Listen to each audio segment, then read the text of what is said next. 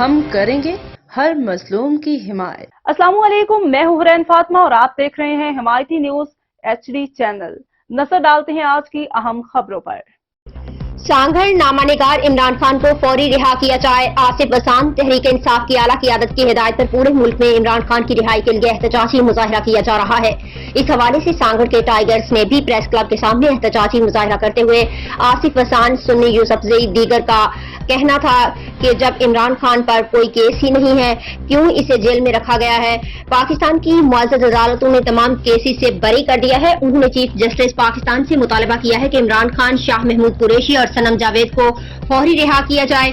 آخر میں سانگھڑ کے ٹائیگرز نے عمران خان کے حق میں نعرے بازی بھی کی۔ عمران خان کو عمران خان کو